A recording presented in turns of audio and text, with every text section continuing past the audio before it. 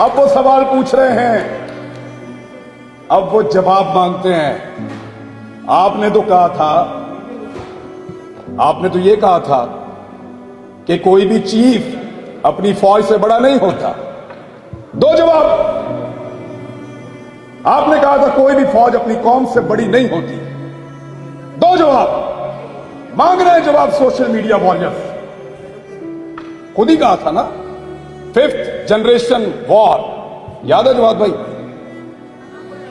सबको लगा दिया इसके पीछे, सबके हाथ में हथियार पकड़ा दिया। Now they are lethal. वो पढ़े लिखे हैं, उनका दिमाग काम करता है।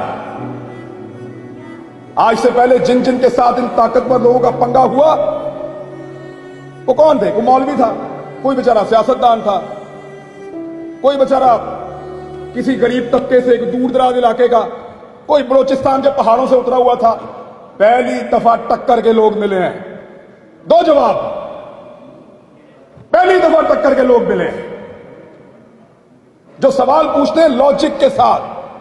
सर आप तो ये कहते थे, एक ही हो गया।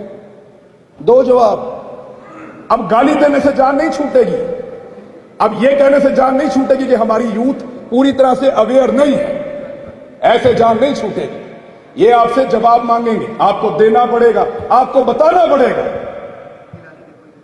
कहानी कोई और सुनाई, हकीकत में कुछ और किया।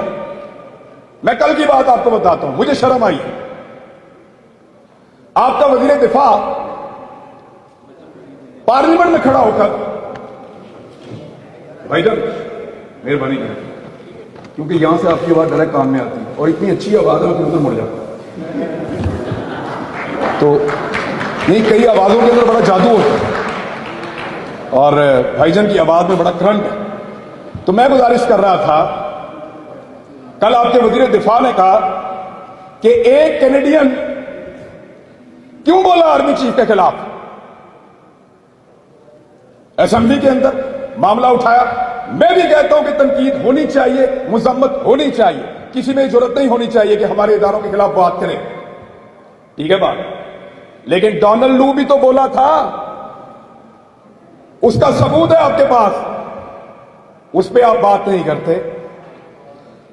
इंडिया ने चाइना के अंदर 17 मुल्क आए हैं, पाकिस्तान को नहीं बुलाया गया।